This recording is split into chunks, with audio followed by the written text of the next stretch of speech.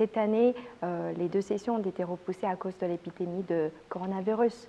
Revêt-elle une importance particulière durant cette période difficile? C'est un événement important pour la Chine puisque je pense que ça va marquer une victoire de la Chine contre le virus et j'espère que cette victoire va se généraliser partout dans le monde. Quels sont les sujets qui vous intéressent le plus? Les deux sessions de cette année, ça va se dérouler dans une conjoncture un peu particulière.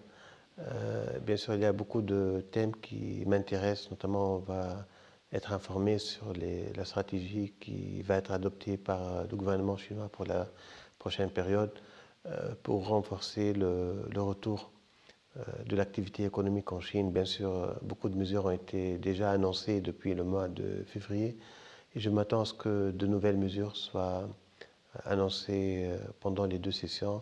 Donc pour relancer l'économie chinoise, vous savez, l'économie chinoise est la locomotive de l'économie mondiale depuis des années, surtout depuis la crise financière de 2008. Donc on va voir comment la Chine va s'adapter avec cette situation un peu particulière. Bien sûr, le redynamisme de l'économie chinoise commence à réapparaître. On voit que l'activité commence à reprendre pratiquement dans des proportions normales.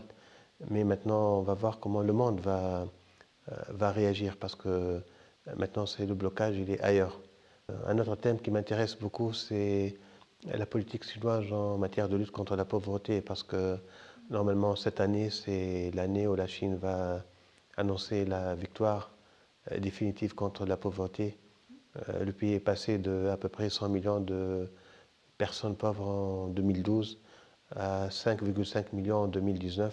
Cette année, normalement, c'est l'année où la Chine va clore le dossier de la pauvreté. Mais en même temps, il y a des situations nouvelles qui sont liées au coronavirus. Donc, en plus du volet économique, je m'attends à ce que des mesures soient prises sur le volet social, sur le volet de l'emploi, la création d'entreprises, parce que c'est nécessaire pour relancer l'économie. Bien sûr, les deux sessions sont importantes. C'est un événement très important pour la Chine. Et comme je vous l'ai dit au début, elles interviennent dans une conjoncture spéciale. Mais moi, je considère que la Chine est sortie de la zone de turbulence en matière de lutte contre le corona. Elle regarde en avant maintenant, elle ne regarde plus en arrière. Vous avez parlé de la lutte contre la pauvreté. D'après vous, quelles sont les expériences la Chine peut-elle partager avec les autres pays en matière de la lutte contre la pauvreté? Bon, ce que la Chine a fait en matière de lutte contre la pauvreté, c'est exceptionnel sur tous les plans. Moi, je considère que la Chine a bien réussi cette d'éradication de la pauvreté.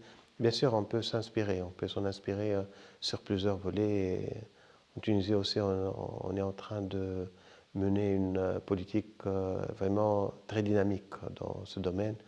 Et il y a toujours des interactions, des échanges avec nos amis chinois pour voir les expériences qu'on peut se partager mutuellement pour tirer profit de nos expériences respectives.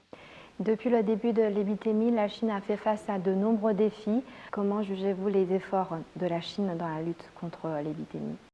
Bon, ce que la Chine a fait en matière de lutte contre l'épidémie est exceptionnel sur tous les plans. Moi, j'ai bien suivi et j'ai bien observé les mesures et la politique chinoise en matière de lutte contre le Covid depuis janvier. On est passé à peu près de 80 000 personnes touchées à maintenant on est moins de 500 cas. Donc c'est important. C'est une politique qui a donné ses fruits. Aussi en Tunisie, on a suivi bien sûr ce qui a été fait en Chine et on a repris beaucoup d'expériences chinoises, notamment en matière de confinement, puis de déconfinement partiel. On a noté pendant 5 jours 0 cas et pendant 2 jours 2 cas, dont un cas importé. Il fallait prendre ces mesures draconiennes qui sont pour l'intérêt du pays, pour l'intérêt de la population. Bien sûr, on a eu beaucoup d'échanges entre les experts de santé tunisiens et chinois. C'était très utile et très important pour l'équipe médicale tunisienne qui est en train de gérer la situation liée au Covid. Moi, je considère que la Chine a réussi. La Tunisie aussi, elle est en train de réussir. Maintenant, l'objectif, comme a été annoncé par la Chine, c'est d'arriver à un vaccin. Donc, on suit de près les recherches qui sont en train d'être réalisées en Chine et on espère que les équipes médicales arrivent à nous donner le vaccin le plus tôt possible, surtout que Son Excellence le président Xi Jinping, il a dit que si jamais il y aura un vaccin, il sera pour toute l'humanité, il sera partagé dans l'intérêt de tous les pays.